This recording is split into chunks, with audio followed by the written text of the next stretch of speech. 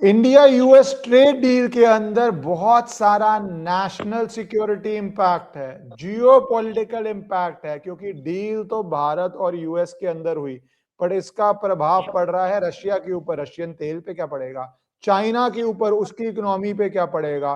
पाकिस्तान तो अभी ही रो रहा है क्योंकि यूएस ट्रेड रिप्रेजेंटेटिव ने जो मैप पब्लिश किया, जब ये ट्रेड डील की बात हो रही थी, उसमें पाकिस्तान ऑक्युपाइड कश्मीर भारत का हिस्सा दे दिया। तो ट्रेड के अंडर करंट में नेशनल सिक्योरिटी पे बहुत सारी खुफिया बातें हुई हैं, बहुत सारी हिडन चीजें हैं, बहुत सारी डिटेल्स हैं जो धीरे धीरे करके बाहर आ रही है। और ज्यादा फोकस करते हुए कि डिफेंस इंडस्ट्री का इस पे क्या होगा, क्योंकि जब यूरोपियन यूनियन से डील हुई थी तो फ्रांस का रफाल, जर्मनी की सबमरीन की बात हो रही थी।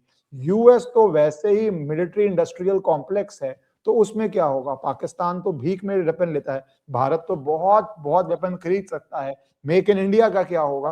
तो डिफेंस जियोपॉलिटिकल पर्सपेक्टिव से भारत, भारत के नेबरहुड और पूरे वर्ल्ड में इस डील का क्या प्रभाव पड़ने जा रहा है, वो सब डिस्कस करेंगे हिमांशु भट्ट जी के साथ आज हम। तो थैंक यू जी फॉर ज्वाइनिंग। और मैं पहले ही ले लूं, पाकिस्तान से शुरू करूं, वो झंडे से। क्या आपको इस डील से जुड़ा हुआ वो कुछ इम्पैक्ट देख रहे हैं कि बैकग्राउंड में, जैसे यूएस प्रेसिडेंट कह रहे हैं कि वेनेजुएला मैंने ले लिया, ईरान मेरा है, यूक्रेन रशिया का है, तो पीओके क्या भारत के पास आ रहा है। उस संदर्भ से देखे इस्करन जी, दर्शकों को प्रणाम। पहले इस्करन जी आपको बताऊं, मैं उस संदर्भ से देखे, आपने जो संदर्भ बैठाया उस संदर्भ से तो बात एकदम सही है कि अगर ग्रीनलैंड मेरा है, पनामा मेरा है, वेनेजुएला मेरा है, ईरान का तेल भी मेरा है, तो फिर पीओजे के भारत का है। बड़ी सीधी सी बात है, और यह बात कहने की नहीं होती, वो दर्शाने की होती है। और यही चीज अमेरिका ने मैप जाहिर किया। देखिए, एक तरह से देखे तो दूसरी भी एक बहुत बड़ी बात हो गई जियोपॉलिटिकल स्फीयर में ये मैप आने से, कि यूनो जैसी संस्था को एकदम रिडेंडेंट बना दिया, नाकारा बना दिया। यूनो का कुछ चलने वाला नहीं है अभी। अमेरिका ने बोल दिया पीओजे के आपका है, आप जब चाहे तब ले लो। सवाल अब यह उठता है कि भारत वो पीओजे के कब लेगा। क्या 40 लाख जिहादियों से भरे हुए कश्मीर के उस भाग को भारत अपने में चाहेगा? बेशक नहीं। भारत को मतलब है उसकी जमीन से, उसमें पले बड़े 2 जनरेशन जो जिहादियों के हैं, उससे हमें कोई मतलब नहीं। तो भारत अपने वक्त पे लेगा। ये ट्रेड डील का इतना बड़ा इंपैक्ट है कि जिसकी बात लोग नहीं कर रहे थे वो अब दबे सुरों में शुरू हो गई है। और वो बात है जो कोल्ड वॉर तक कोई सोच भी नहीं सकता था, उसके दिमाग में भी नहीं आती थी कि कभी रशिया और यूएस मिल जाएंगे और उसका कारण भारत होगा। कहीं कुछ ऐसा ही होता हुआ दिख रहा है हमें तो। हम लोग चाइना प्रेमी बहुत से लोग हैं हमारे यहाँ, और चीन प्रेमी लोग हमेशा आरआईसी आरआईसी की बात करते थे, रशिया, इंडिया और चाइना की। इसीलिए ब्रिक्स का बड़ा बतंगड़ बना था। ब्रिक्स एक संस्था के तौर पे काम करेगा, मैं मना नहीं कर रहा हूं, मगर क्या ब्रिक्स में ये आरआईसी का एक मजबूत सहयोग होगा? मुझे तो नहीं लगता, क्योंकि यहां पर बात थोड़ी फाइनेंशियल हो जाती है। एक तरफ हम देखें तो पूरे विश्व की फिएट करेंसी डॉलर बन के बैठा हुआ है काफी सालों से। पहले मैं एक संदर्भ सेट कर लेता हूं सर, जो कहते हैं कि डॉलर की हेजिमोनी की वजह से पूरी दुनिया में अमेरिका का साम्राज्य चलता रहा। आप गल्फ से तेल खरीदो, पेमेंट किस में होता था? डॉलर में। भारत रुपए में पेमेंट करेगा, फिर भी स्विफ्ट में जाएगा, डॉलर में कन्वर्ट होगा, अमेरिका अपने डॉलरों का इंटरेस्ट लेगा, अपने डॉलर का नाम यूज करने के लिए कमीशन लेगा, और फिर गल्फ के पास में जाएगा। ये सब भारत ने करना बंद कर दिया। कहां से किया? तो वो तोड़ना भी शुरू किया रशिया से। इंडो रूबल में हमने ट्रेड करना शुरू कर दिया। अमेरिका को पहले तो पता भी नहीं चला क्या हो रहा है। फिर जब उनकी आंख खुली तो उनको पता चला कि ये तो रशिया से भारत बहुत ज्यादा तेल ले रहा है। वैश्विक स्तर पे बिडेन एडमिनिस्ट्रेशन ने भारत को हाथ जोड़ के कहा था कि आप रशियन ऑयल ले लो, कि जिससे विश्व के अंदर क्रूड के भावों में बहुत बड़ा उछाल न आए। उसको समांतर करने के लिए, उसको स्टेबलाइज करने के लिए भारत का रशिया से ऑयल लेना उस वक्त जरूरी था। दूसरी तरफ यूरोप को अपनी कांध में लेके अमेरिका हमेशा ऐसा समझता था कि यूरोप मेरा पिट्ठू है। अभी यूक्रेन के वॉर के अंदर क्या रशिया खाली यूक्रेन से लड़ रहा था? नहीं जी, वो तो पूरे नेटो कंट्रीज के साथ में लड़ रहा था। वहां डोनाल्ड ट्रंप के आने के बाद ट्रंप ने तो दाव फेंक दिया, कहा मैं शस्त्र देना बंद कर दूंगा, यूरोपियन यूनियन अमेरिका की मिलिट्री इंडस्ट्रियल कॉम्प्लेक्स से वो शस्त्र खरीदेगा और यूक्रेन को लड़ाई लड़ने के दे देगा। यूक्रेन में कोई भी यूक्रेन में युद्ध बंद करने के पक्ष में नहीं था। उनको नानी याद आने लगी, क्योंकि ट्रंप का सबसे पहला निवेदन यूरोपियन यूनियन के लिए क्या था? NATO countries should increase their defense budget from 2% to 5% for Ukraine war. NATO countries को अपनी सुरक्षा खुद करनी पड़ेगी। अमेरिका तो जब वो आप बजट बढ़ाओगे तब उनको हथियार देगा, मतलब कि अमेरिका अपना नाम देके अपने हथियार अपने ही साथियों को बेचेगा। ये डोनाल्ड ट्रंप की समझी हुई नीति थी जो ये बताया उन्होंने। उसके बाद आता है यूक्रेन वॉर शुरू हुआ, तब से जाके भारत ने रशिया से तेल लेना शुरू किया। हम कहां तक पहुंचे? हम क्या भाव से तेल लेते थे? हमारा पहला लॉट आया था तकरीबन $40 प्रति बैरल। इंटरनेशनल मार्केट में भाव क्या है तेल का? क्या होता था? 60 तक बराबर है, मगर हम डिस्काउंटेड ऑयल लेते थे। वो डिस्काउंट थोड़ा थोड़ा थोड़ा करके धीरे धीरे बंद होने लगा, कम होने लगा। फिर भी आज हम $48-50 पे तेल लेते हैं, उसको प्रोसेस करते हैं भारत के अंदर और पूरे यूरोप को और अमेरिका को भी बेचते हैं। फिर भी हम $4-5 कमाते हैं उसमें से। अभी लोग कहते हैं कि ये ट्रेड डील से ऑयल बंद हो जाएगा। ये तो होगा नहीं सर। भले ही ट्रेड डील के मुआयदे के अंदर हमें दिखता है कि India will stop buying Russian oil when the conditions are okay. देखिए, ये बड़ी सीधी सी बात है यहाँ पर। हिमांशु जी, मैं इसमें थोड़ा स्पेसिफिक चाहूंगा, क्योंकि इस पे ये जो रशियन तेल पे आपने बोला, इस पे ही सबसे बड़ी कंट्रोवर्सी हो रही है। एक क्लिप भी बहुत वायरल हुई जहाँ पे अर्नब गोस्वामी इंटरव्यू कर रहे हैं कॉमर्स मिनिस्टर का, और वो 2-3 बार ये पूछते हैं क्या हम रशियन तेल लेना बंद कर देंगे, और कॉमर्स मिनिस्टर इंस्टेड ऑफ सीधा आंसर यस नो कहते हैं फॉरेन मिनिस्ट्री से पूछिए आप। तो जब उस क्लिप को लेके लोग कह रहे हैं क्या जो ट्रंप की ऑर्डर के अंदर, एग्जीक्यूटिव ऑर्डर के अंदर लाइन है कि मॉनिटर करेगा, हम 0% तेल लेंगे रशिया से, क्या हमने अपनी इंडिपेंडेंस, अपनी सॉवरेनिटी दांव पे लगा दी है? तो वो सारे सवाल जो उठ रहे हैं, जो स्ट्रिक्टली स्पीकिंग ट्रेड डील से कंसर्न नहीं है, तो टेक्निकली बात मिनिस्टर का आंसर सही भी माना जा सकता है, पर लोग, एक कैबिनेट मिनिस्टर बोल रहा है तो he is supposed to speak on all the subjects, आप ये नहीं बोल सकते, इस तरह देख रहे हैं। तो आपको क्या लग रहा है तेल को लेके कि क्या, what is the reality, real situation? The reality is, ऐसी ट्रेड डील्स के अंदर दोनों पक्ष में एक समझौती होती है और कहां तक उसको वो बोलते हैं ना, हम मॉनिटर करेंगे। मगर मॉनिटर 2 साल के बाद करेंगे तो इसका मतलब क्या? जब कोई भी नियम बनता है तो उसके रास्ते भी निकलते हैं। आप तो वकील है, आपको तो बहुत सही तरह से पता है, और यही चीज भारत करता है ना। आप देखिए भारत के ऑर्डर्स, सर ये ट्रेड डील हो गई, कहते हैं when the conditions are right. Bharat के रूस के ऑर्डर्स जो दिसंबर में थे वो जनवरी में थोड़े कम हुए, मगर फरवरी और मार्च के ऑर्डर्स देखे तो फिर वही लेवल पर है जो हमारे अक्टूबर, नवंबर, दिसंबर 2025 के थे। इससे क्या हो फलित होता है? इससे साबित तो सर एक ही बात होती है, सीधी साबित, कि अभी हमें अमेरिका और वेनेजुएला से तेल मिलना शुरू नहीं हुआ। आप यही भाव में अमेरिका से और वेनेजुएला से हमें तेल दो तो हम इसको बंद करेंगे। बड़ी सीधी समझने वाली बात है। भारत ने भी मना नहीं किया, भारत ने ट्रंप को मना नहीं किया कि हम आपसे तेल नहीं लेंगे।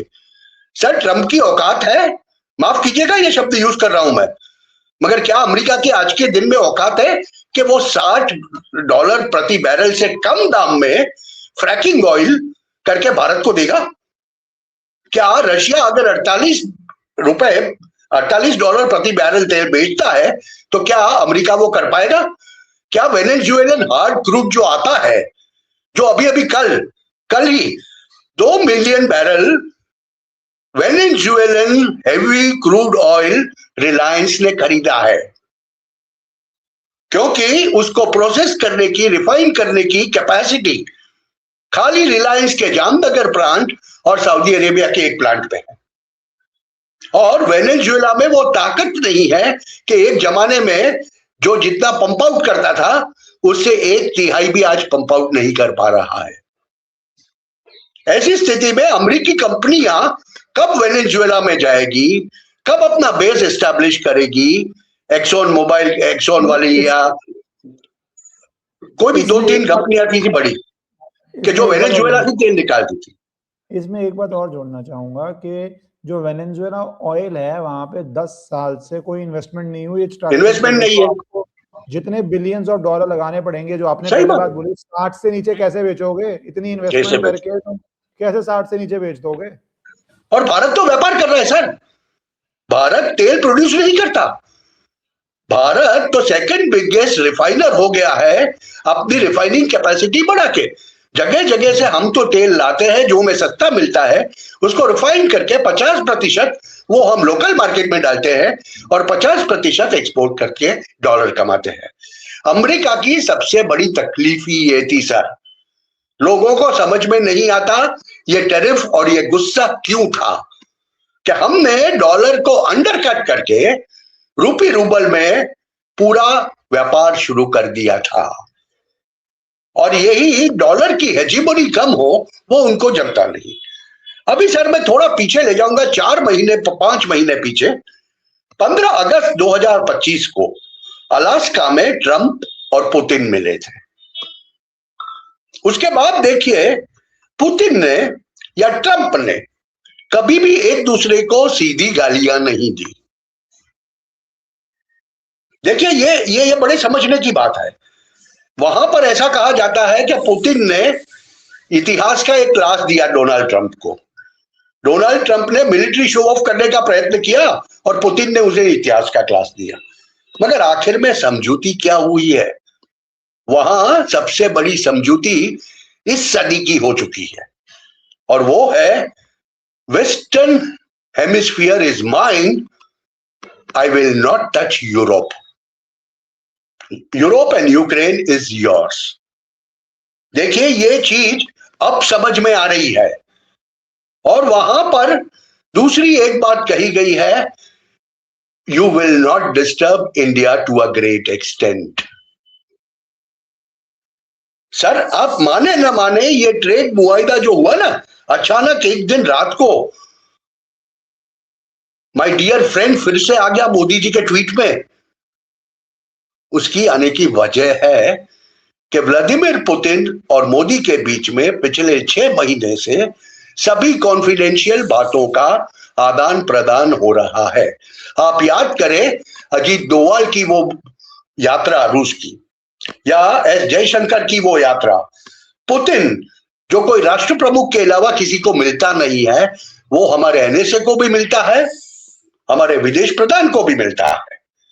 इसका बहुत बड़ा मायना है। तो एक चीज तो आप समझेंगे, और जैसे ही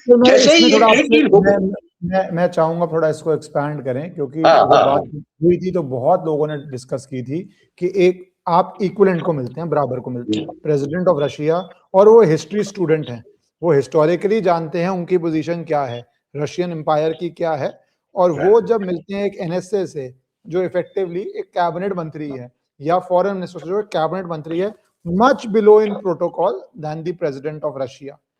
तो उसके क्या मायने हैं, और उसके मायने जो उस समय लोग समझ रहे थे वो अब तक जब ये डीलें हुई हैं उसका एक फ्लो आप जरा समझाइए, बहुत इंपॉर्टेंट है मुझे लगता है, क्योंकि ये रेयर इवेंट है ये, और ये सिग्निफिकेंट इवेंट है। Yes, rare and significant. उससे ज्यादा सिग्निफिकेंट, पुतिन अपने गोल्फ कार्ट में बैठा के नरेंद्र मोदी को अपना मेंशन, अपना ऑर्चर्ड घुमाते हैं पूरा।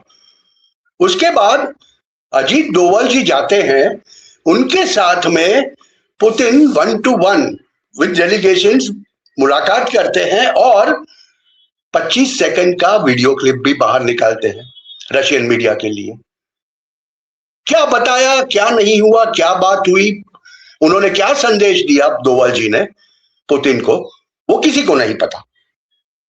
मगर वो दर्शाना ही एक बात बहुत स्पष्ट करता है दो तरह के लोगों के लिए, दोनों बाजू से, कि कुछ बहुत खास हो रहा है। ये तो भारत और रूस के लिए संदेश है, मगर वेस्टर्न हेमिस्फीयर के लिए, वेस्टर्न कंट्रीज के लिए ये संदेश है कि भैया तुम ये न मानना कि हमें नहीं पता, आप जो कर रहे हो वो हम भी करेंगे।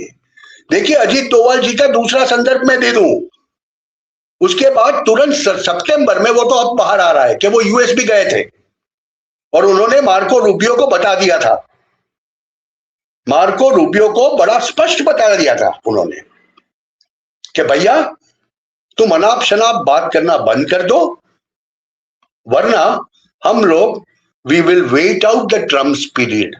मतलब ट्रंप का 4 साल हम राह देखेंगे, हमें कुछ करना नहीं है। उस वक्त वो श्योरिटी थी that Russia will continue its aggression towards Ukraine. तो यहां पर तो मैं 2 कदम आगे जाके फ्यूचरिस्टिक ये पूरी डॉट ज्वाइन करता हूं ना जब, तब मेरी समझ में आता है कि अगर ये ट्रेड डील का मुआयदा, ये दस्तावेज जो फर्म हो गया और मार्च अप्रैल तक साइन हो जाता है, तो इसका मतलब यह हो जाएगा कि एक तरफ रशिया यूक्रेन वॉर बंद हो रहा है, Europe will get back it's energy from Russia. तो जो भारत को वो बेचते थे, भारत को जो बेचते थे, और वो एसेंशियली वो लोग यूरोप को बेचते थे, भारत तो बीच में आके बिचौलिया बन के मुनाफा खाता था। वो फिर से वेस्टर्न हेमिस्फीयर में, वेस्टर्न यूरोपियन कंट्रीज में जाना शुरू हो जाएगा। और ये चीज संभव होती दिखती है, उसकी वजह मैं बताऊं आपको सर। उसकी एक वजह यह है कि अब प्रेशर आ रहा है किसके ऊपर? ईरान के ऊपर। देखिए, ये पूरा ऑयल का खेल है। ऐसे जियोपॉलिटिक्स आज की देखा जाए तो ये पूरा ऑयल का खेल दिखता है आपको। ईरान के ऊपर प्रेशर क्यों आता है? तो देखिए सर, ईरान से 15 से 20% ऑयल चाइना की जरूरत का चाइना लेता है। उन्होंने 20 साल का करार किया हुआ है। वेनेजुएला से भी ऑफिशियली 3 से 4%, और ब्लैक फ्लीट के जरिए दूसरे 6 से 8% ऑयल चाइना लेता था। वहां उनको ब्लॉक किया। पनामा कैनाल से शुरुआत की, पनामा से उनको वो बाजू जाने नहीं दिया, और उसको साथ में आप यूएस नेशनल सिक्योरिटी डॉक्ट्रिन का जो डॉक्यूमेंट है इस साल का, उसे देखे तो वो डॉक्यूमेंट में 2 बड़ी बड़ी जगह पे क्या कहा गया है? We can not do without India, Bharat. Indo Pacific में भारत के बगैर काम नहीं चलेगा, साउथ एशिया सी में भारत के बगैर काम नहीं चलेगा। तो ट्रंप ने अपना निजी फायदा करने के लिए, अपने फैमिली का फायदा करने के लिए पाकिस्तान के साथ में क्रिप्टो करेंसी की डील तो कर दी, खाना बना भी खिला दिया आसिम मुनीर को, मगर उसको पता चला कि ये तो भिकमंगा भिखारी है। नहीं, पाकिस्तान भी हिमांशु जी रो रहा है कि क्रिटिकल मिनरल की जो कॉन्फ्रेंस हो रही है जिसमें भारत के फॉरेन मिनिस्टर जा रहे हैं, तो मैं उनकी क्लिप देख रहा था टीवी पे, उनका जो सबसे सीनियर जर्नलिस्ट है वो लिटरली रो रहा है कि भैया डील तो हमने साइन करी, देश तो हमने नीलाम कर दिया, सब कुछ खोल दिया यूएस के लिए, और हमें मीटिंग पे बुलाया भी नहीं। कैसे बुलाएंगे सर? उनके और पास तब कितना भारत की देने को डील है? और तब भारत की डील नहीं हुई थी, तब भी भारत को बुला लिया था। ये ट्रेड डील हाँ, से पहले का इनवाइट है। क्योंकि सबको पता है ना कि भारत के पास कितना क्रिटिकल मिनरल्स है, और क्रिटिकल मिनरल्स के लिए सर टेबल पे दिखाने को तो कुछ चाहिए ना। एक ब्रीफकेस में भर के आप थोड़े टुकड़े ले जाके किसी को समझाने की कोशिश करोगे, उल्लू बनाने की कोशिश करोगे, तो वो कितना वक्त चलेगा? ये तो एक ऐसा गधा राष्ट्र है, राष्ट्र भी बोलना उनके लिए अपमान है, मैं तो ऐसा समझता हूं। ये एक ऐसा जमीन का टुकड़ा है कि जो बिखरने के लिए ही बना है, और आप देखोगे कि होगा वो। वो तो देख रहे थे, वो तो प्रेशर अप्लाई कर रहे थे। Donald J. Trump and his team was applying pressure on India to see how far can they wilt. मगर नरेंद्र भाई का जहां तक सवाल है, और जहां तक मैं जानता हूं, क्योंकि मैं गुजरात में पत्रकारिता करके बड़ा हुआ हूं, मैंने उनके 13 साल चीफ मिनिस्टर के देखे और अब ये देख रहा हूं, तो मुझे तो ये समझ में आ रहा है कि नरेंद्र भाई will never forget. He will forgive you, but he will never forget. और जब फॉरगिव करने की बारी आएगी ना, जो डोनाल्ड ट्रंप का आज हो रहा है हश्र, पर्सनल फ्रेंड बोलेंगे एक बारी, मगर उसके साथ ट्रांजैक्शनल के अलावा और कोई धंधा नहीं होगा यूएस के साथ में भी। तो उनकी नेशनल डॉक्ट्रिन, और वहां पर भी सर ऐसी बात नहीं है, वहां पर भी एक किस्म की लोकशाही तो है। डेमोक्रेसी होने की वजह से खाली व्हाइट हाउस की तूती नहीं चलती है। Defence industry of USA thinks something different. उनके लिए काफी चीजें जो भारत के साथ में है वो है, इंपॉर्टेंट है।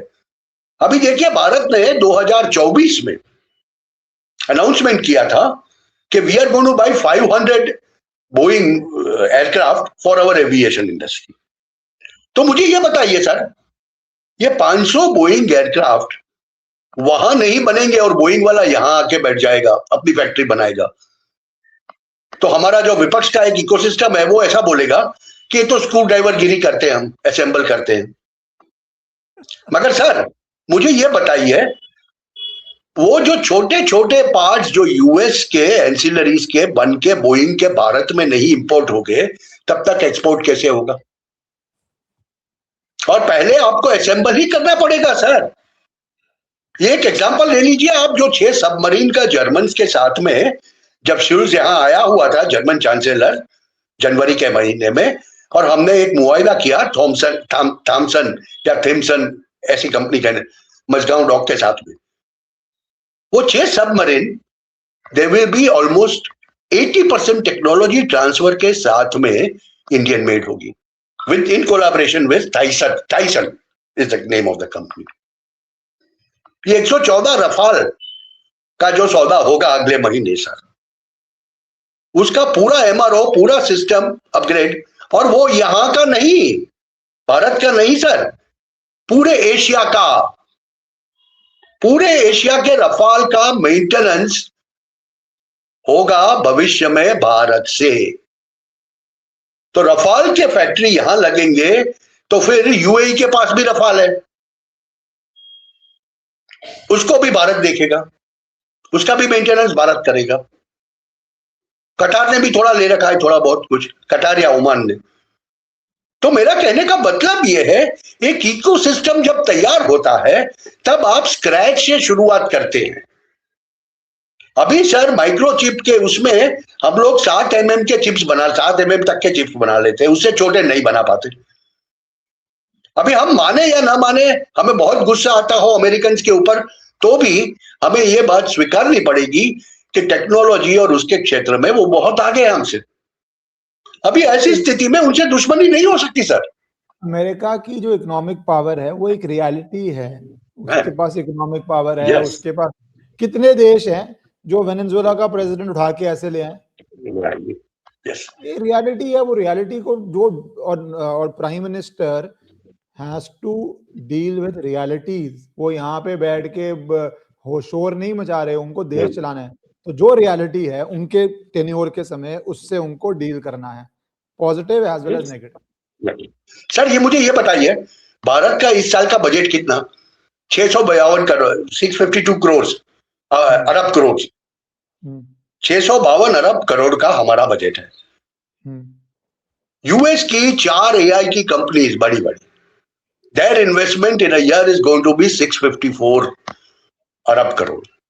अगर मैं ठीक याद कर रहा हूँ, गूगल अकेला जितना इन्वेस्ट कर रहा है उतना पूरा भारत नहीं इन्वेस्ट कर रहा नहीं। एआई। एक कंपनी से, एक कंपनी 250 बिलियन का कुछ उसने बोला है, मैं इस साल इन्वेस्ट करूंगा। तो sir we'll have to take that, we'll have to take that with a pinch of a salt।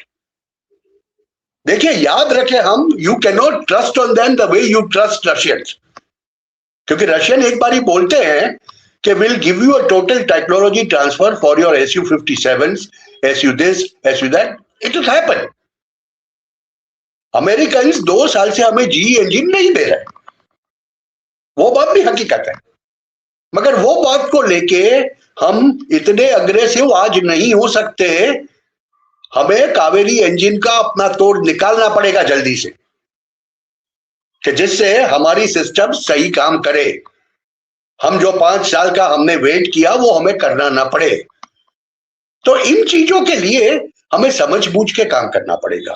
और दूसरी बात सर, मुझे ये बताइए, टेक्सटाइल का क्षेत्र है या जेम्स एंड ज्वेलरी का क्षेत्र है, देखिए एग्रीकल्चर तो दोनों हो गया, एग्रीकल्चर में तो कुछ जाएगा नहीं, डेयरी में नहीं जाएगा, पोल्ट्री में नहीं जाएगा। एग्रीकल्चर पे कंट्रोवर्सी हो रही है, उसको आप एड्रेस कीजिए। हाँ। किसान मोर्चे एक्टिव होना शुरू हो गए हैं, जहां पे अब कंट्रोवर्सी ये जनरेट करी जा रही है कि बैकडोर एंट्री हो रही है एग्रीकल्चर के अंदर। वो जो ड्राइड अनालाउड किया है उसके अंदर ये ले आएंगे वो ले आएंगे। और इसके 2 पहलू हैं, मुझे दोनों पे आपका चाहिए। एक पहलू कि फैक्चुअली क्या हो रहा है, और दूसरा पहलू परसेप्शन। बहुत बारी भ्रम पे, परसेप्शन पे सरकार तो कह रही थी पिछला किसान कानून भी, हम फार्म लॉ चेंजेस अच्छे ला रहे थे, पर प्रोटेस्ट हुए, विड्रॉ करना पड़ा। तो क्या सरकार सफिशिएंट कर रही है लोगों को समझाने के लिए कि भैया कुछ एग्रीकल्चर नहीं खुल रहा, no front door no back door? No front door no back door, बात तो एकदम सही है। आज हम फूड बास्केट है विश्व का, 38% ग्रेन्स वी ग्रो, और हमारे यहां 81 करोड़ लोगों को हम फ्री राशन देते हैं। वो राशन क्यों देते हैं? अनाज, उसकी एक वजह यह भी है, अनाज गोदाम में पड़ा हुआ सड़ ना जाए, तो क्यों ना मेरे देशवासी खाए। और उनको हमने एक्सट्रीम पॉवर्टी से अभी भी बाहर निकाला है, तो ऐसे लोगों को मदद करना लाजमी है। दूसरी बात, जहां तक बैकडोर एंट्री का लोग बोल रहे हैं, ये जो परसेप्शन क्रिएट करने की कोशिश हो रही है, वो क्या है सर? मुझे ये बताइए, हमारे यहां किस क्वालिटी के कितने पिस्ताचियो बनते हैं? नट्स की बात करूं मैं पहले, हमारे यहां बादाम, आलमंड्स, किस क्वालिटी के कितने आलमंड्स बनते हैं? और मैं और आप में से, मतलब 140 करोड़ लोगों में से कितने लोग ऐसे हैं कि जो वो ड्राइड नट्स को खाते हैं रोजाना? ये हमारे रोजाना एग्रीकल्चर को तो हार्म नहीं करेगा, उससे तो थोड़ा वैल्यू जो भी होगा वो एड ऑन होगा। कि ड्राइड कैनबेरीज आ गई, क्रेनबेरीज, जो यहां पकता ही नहीं है ज्यादा, तो वो क्रेनबेरी का टिन अगर आता है और कोई एक वैरायटी जो अफोर्ड कर सकता है उसको मिलता है, तो उसे हमें क्या तकलीफ होनी चाहिए? क्या हम गन्ने का मार्केट खोल दिया हमने? क्या अमेरिकी कंपनी आके यहां गुड़ बनाने वाली है या शुगर बनाने वाली है? खेडूतों को, हमारे किसानों को ये बात समझनी पड़ेगी, और अगर वो न समझे तो उनको समझानी पड़ेगी। 2 किसान आंदोलन का दृश्य जो हमने दिल्ली के बाहर, दिल्ली का ब्लॉकेट में देखा ना, आपने जो बताया किसान संघ शुरू हो गए, सर वो किसान संघ में से, वो किसान संघ के कितने मेंबरान आज जो चीजों को, अमरीकी चीजों को अलाउ किया है, वो उत्पाद पकाते हैं? बताइए मुझे, एक भी नहीं। सो ऐसी स्थिति में उसकी बात करना, माफ कीजिएगा, ऐसी बात करना ही गलत है। मगर इसके लिए हमारे सरकार के इकोसिस्टम को जागृत होकर काम करना पड़ेगा, लोगों को समझाना पड़ेगा। कि देखिए हम अगर सोया ले रहे हैं वहां से, तो वो सोया को सोयाबीन का तेल बनाने के लिए नहीं वापरेंगे, वो सोया बायोडीजल बनने में ही जाएगा। वहां पर सोया को लेके बहुत बड़ी बात है, कॉर्न को, सोया को। हम कॉर्न तो ले नहीं रहे, सोया ले रहे हैं। और वो सोया क्यों ले रहे हैं? हम रिन्यूएबल एनर्जी का सोर्स बना रहे हैं हम उसको। तो ये स्थितियों को बहुत स्पष्ट रूप से सरकार को क्लियर करना पड़ेगा। हम तो हमसे होता है उतना करते हैं, मगर हम कोई सरकार से जुड़े हुए नहीं है इसके लिए, मैं और आप ये काम हमारा ये देखिए, जो जिससे मैं बोल रहा, सरकार का भी कम्युनिकेशन पे भी 11वें साल में चैलेंजेस बढ़ जाते हैं। बढ़ जाएगा। 11th year 12th year of the government वो Yes. चैलेंजेस बढ़ते हैं। मैं इकोनॉमिक नहीं है, पर वो एक मुद्दा है, मैं भटकाना नहीं चाहता, यूजीसी लेके, जिसमें बीजेपी के एटलीस्ट नॉर्थ, मुझे गुजरात का नहीं पता, यूपी, बिहार, दिल्ली, हरियाणा, यहाँ पे बीजेपी के जेन्युइन वोटर में बहुत तरह के सवाल उठे हैं और बहुत नहीं, गुजरात में भी गुजरात में क्या गुजरात देखिए, में टॉपिक चेंज हो रहा है, पर क्या हाँ, गुजरात उसके में नहीं क्या यहाँ स्थिति पर है? भी लोग नाखुश थे, ये लोग नाखुश थे, बहुत नाखुश थे, और इसको अभी ठंडे बस्ते में डाला है। आपको पता है ये क्या होता है? ठंडे बस्ते में डाला है। नहीं है, क्योंकि प्रॉब्लम क्या आ रही है, अब लोग जो, जब एक बार ही कोई विषय ना डिस्कशन में आ जाए, अब लोग कह रहे हैं सुप्रीम कोर्ट ने आज स्टे दिया है, बहुत सारे कानून होते हैं, इंटरिम स्टे मिलता है, बाद में लागू हो जाते हैं, तो सरकार विड्रॉ क्यों नहीं कर रही? तो जो ये एक चीज है ना, स्टे इज, और ये लीगली सच बात भी है, बहुत बारी स्टे होता है चीज का, बाद में फाइनल डिसीजन में स्टे हट जाता है, या बिना फाइनल डिसीजन के भी स्टे हट जाता है कि भैया ये डाटा आ गया, वो आ गया। तो लोग कह रहे हैं नहीं, यहाँ तो पॉलिटिकली धर्मेंद्र प्रधान को ही बाजू में बैठा दिया ना। तो वो एनीवेज, मैं इकोनॉमिक डिबेट में लाना नहीं चाह रहा, पर मैं कम्युनिकेशन की बात कर रहा हूँ। मेरा बेसिक नहीं, सही बात है सर। बीजेपी का communication has been its weak link right from the beginning. बहुत सही बात है, उसमें उनको क्रिटिसाइज करना जायज है, क्योंकि जब तक हम नहीं कहेंगे तब तक मां भी नहीं पिरसेगी। तो मां से भी खाना चाहिए, तो बच्चे को जाके 10 बारी बोलना पड़ता है मां भूख लगी है। और आजकल ये जो इकोसिस्टम पूरा 10-12 साल में सनातनियों का बना है, मुझे तो ये दिखता है कि ये कुछ भी सुन लेने के मूड में नहीं है। तो जियोपॉलिटिकली हम जब देखते हैं ना सर, तब जियोपॉलिटिकली हम लोगों की एक आदत बन गई है कि हम चीजों को, डॉट्स को मिलाते नहीं। कम से कम विश्व में घटती है जो घटना है, उसको 6 महीने के डॉट्स मिलाएंगे ना, तो काफी चीजें ऐसे ही क्लियर हो जाएगी। अभी देखिए सर, मुझे ये बताइए कि अभी ईरान के ऊपर लोग कहते हैं हमला हो जाएगा, हमला नहीं होगा ईरान पे। क्या होगा? रिजीम चेंज करने का प्रयत्न होगा, और इसी के लिए पाकिस्तान जैसे टट्टू को पाला हुआ है। एक बाजू से पाकिस्तान से लोग घुसेंगे, आतंकवादी घुसेंगे ईरान में धमाल करने को, दूसरी तरफ से सीरिया से घुसेंगे। ये कुछ ऐसा होने जा रहा है, अमेरिका को पता है। और मुझे ये बताइए सर, 2018 के पहले भारत ईरान से कितना ज्यादा तेल लेता था? भारत ने तो ईरान की वजह से, भारत ने तो यूएस की वजह से बंद कर दिया था। अभी समझ लो यूएस का, रशिया का मात्रा कम हो जाता है थोड़ा, और $38 में जो रेट में चाइना को वो सप्लाई करते हैं, वो रेट में भारत को मिलता है। तो वहां भी अमेरिका की तकलीफ क्या थी कि आप चीनी करेंसी में उनसे पेमेंट लेते हो। अगर आप डॉलर में पेमेंट लेते होंगे तो हमें आप चीन को दो, उससे हमें कोई हतराज नहीं है।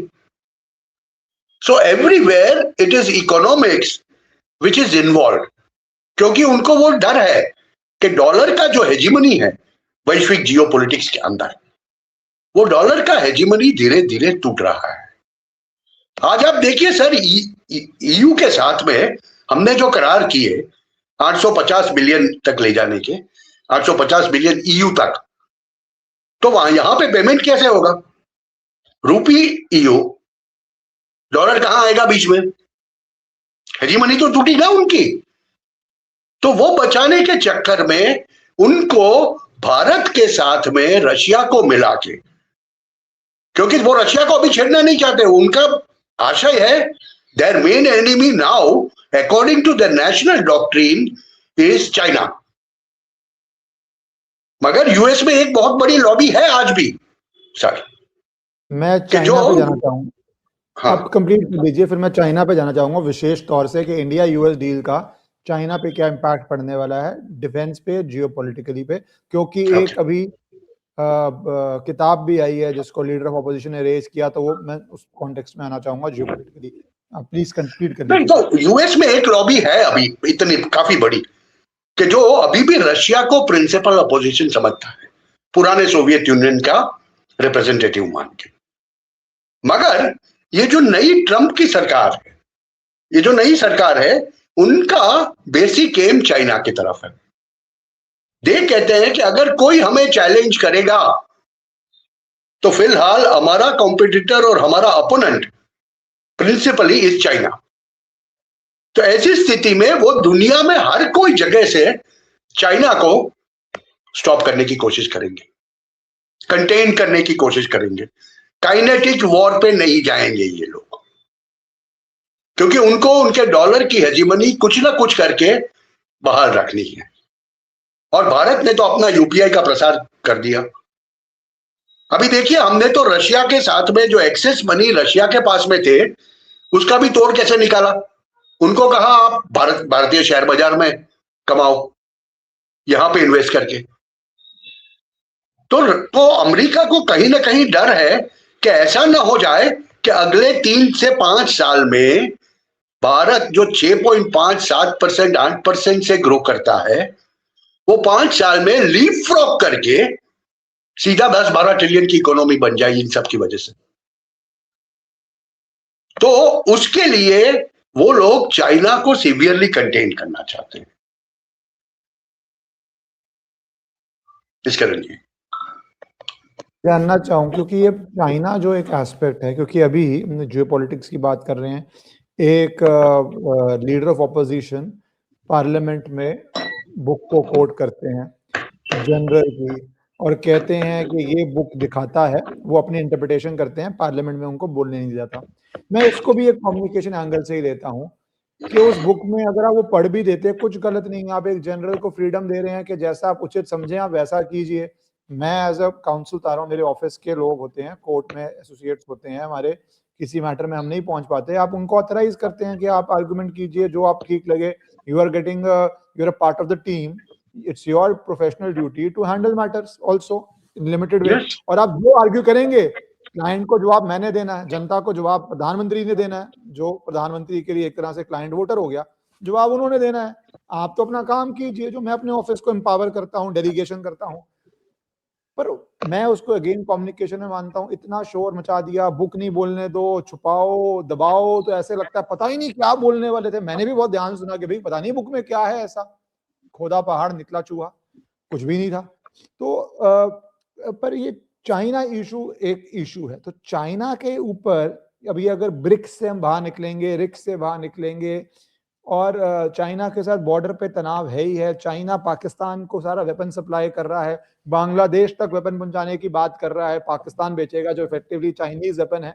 इस कॉन्टेक्स्ट में इंडिया यूएस डील के अंदर आप क्या डिफेंस इंपैक्ट देखते हैं, नेशनल सिक्योरिटी इंपैक्ट देखते हैं, स्पेसिफिकली कंसर्निंग चाइना? देखिए, सीधी सी बात है, पाकिस्तान एक जमाने में यूएस को छोड़ के चाइना के पास गया। उन्होंने अपना पूरा डिफेंस चाइनीज सिस्टम से इक्विप किया। मगर जब से वो फिर से यूएस के पास जाके बैठा है, चाइनीज भी उनसे खफा है। पहली बात, बांग्लादेश में ये कू किसने करवाया था पिछले साल? अमेरिकन सीआईए ने। क्यों? Chinese influence. देखिए, हर छोटी छोटी जगह पे भी जहां चाइनीज इन्फ्लुएंस बहुत ज्यादा दिखता है, वहां आपको ये चीजें देखने मिलेगी। तीसरी बात, चाइना के अंदर खुद की परिस्थितियां उनकी सही नहीं है। जियोपॉलिटिकल कॉन्टेक्स्ट में चाइना पिछले 10 साल में कितनी बार कह चुका है, कितनी बार उन्होंने अपने फिगर दिए 5% और 4.5%, वो तो हमेशा 9%, 10% की बात करता है। जब चाइनीज ऑफिशियल मीडिया 4.5-5% पे बात करता है। इसका मतलब यह है कि वहां पर कोई तकलीफ है, और वो तकलीफें हैं। पूरा ईयू, चाइना नहीं, भारत क्यों आया? जबकि ईयू की जरूरी production maximum is done in China. आज भी वो लोग दौड़ के भारत क्यों आए? शी जिनपिंग से क्यों नहीं मिले? वहां पे बखेड़ा चल रहा है लीडरशिप का। तो वो बात तो उसके हिसाब से देखिए। बात बहुत वायरल भी हो रही है, सच झूठ कितने सारे ऑफिसर्स, मिलिट्री, कम्युनिस्ट पार्टी के लीडर्स गायब हुए हैं पिछले कुछ दिनों में। यस यस यस, आप केयरफुली सुनो। जो चाइना के जानकार लोग हैं, जो चाइना के बारे में, मिलिट्री बारे में काफी कुछ बताते हैं, जनरल नारायण जैसे, तो वो बहुत स्पष्ट हो जाता है कि China is not what China was आज से 10 साल पहले वाला। अभी ऐसी स्थिति में अगर चाइना को एक तरफ आपको 600 बिलियन का मार पड़ता है, आपका सीपेक चला गया, दूसरी तरफ म्यांमार में जाके सीआईए तकलीफें खड़ी कर रहा है उनके लिए, पनामा कैनाल से उनको वापस आना पड़ता है, वेनेजुएलन ऑयल बंद हो जाता है। Just think of that financial losses जो चाइना अब्सॉर्ब कर रहा है। वो कुछ तो करेगा, और इसीलिए शायद ईरान के ऊपर काइनेटिक आक्रमण नहीं होगा। देखना आप, वहां से भी ये चाइना को ब्लॉक करेंगे, कंटेन करेंगे, मगर काइनेटिक एक्शन ईरान पे नहीं देंगे। क्योंकि ऐसी स्थिति में अगर समझ लो चाइना बीच में घुस गया,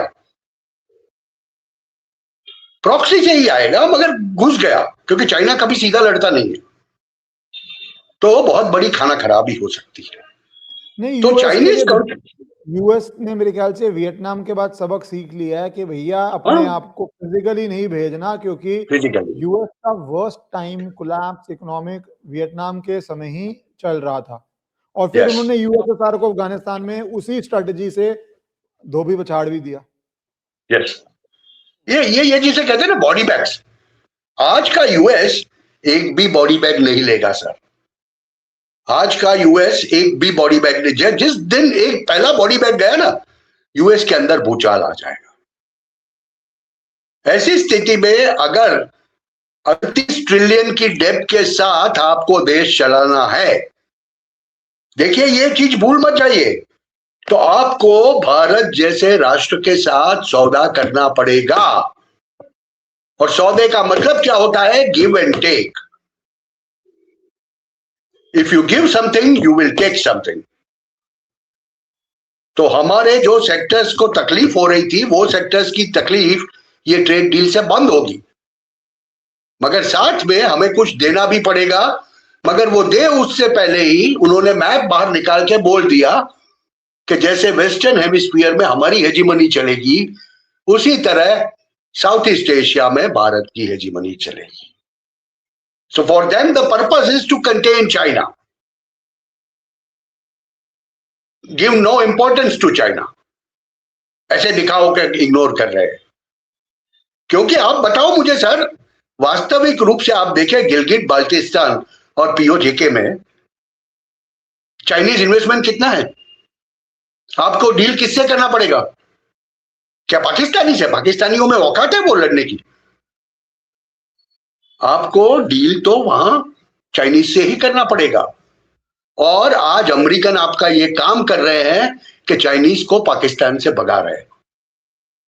उन्होंने बलूचिस्तान के रिबेल्स के साथ में, मुझे तो ऐसा दिखता है कि बलूचिस्तान के रिबेल्स के साथ में कुछ समझौती की है, उसके तहत ग्वादर में भी अभी जो घमासान हो रहा है वो हो रहा है। तो आने वाले 2 महीनों में बलूचिस्तान जहां पे चाइना इतना घुस गया था, वो किस तरह पाकिस्तान ही उधेड़ के फेंका जा रहा है, चाइना को उधेड़ के फेंका जा रहा है। एकदम से डिफेंस मिनिस्टर चाइना पाकिस्तान का डिफेंस मिनिस्टर बोलता है बलोच रेबल्स के पास उनके हिसाब से हमारे से ज्यादा सोफिस्टिकेटेड वेपन है। भाई किसके पास इतना पैसा है कि बलोच को बेटर वेपन दे दे पाकिस्तान से? पाकिस्तान से बेटर मतलब चाइना से बेटर वेपन दे दे। सर ये अपनी चड्डी खोलते हैं सर, खुद खोल देते हैं। ये अपनी चड्डी खुद खोल देते हैं। उनको समझ में आता है, उनको पता है कहां से क्या हो रहा है। ये अमेरिका 52 बिलियन का असला अफगानिस्तान में जाते जाते छोड़ के गया। क्यों छोड़ के गया था? किसके लिए छोड़ के गया था? टीटीपी के लिए छोड़ के गया था भैया, तालिबान के लिए छोड़ के गया था। आज दिख रहा है आपको। और ऊपर से सुभान अल्लाह माशाअल्लाह काम कर कौन कर रहा है? Unknown gunman. वो तो कोई भी हो, वो तो भारतीय भी हो सकता है, वो तो अफगानी भी हो सकता है, वो तो पाकिस्तानी भी हो सकता है। अमेरिकन पैसे से मोटिवेटेड भी हो सकता है। हाँ, कुछ भी हो सकता है सर। तो क्या ही बोल सकते। तो that's a land for sale sir. उसको राष्ट्र मत कहिए। मेरी तो एक ही गुजारिश है हर एक दर्शक को, उसको राष्ट्र मत कहिए सर। ये एक ऐसी जगह है, जमीन का टुकड़ा है, जिसके लिए लोग 75-80 साल से लड़ते रहेंगे। 3-4 भाग में उसको बिखेरेंगे, फिर वो होगा। एक पूर्व में है, एक पश्चिम में है।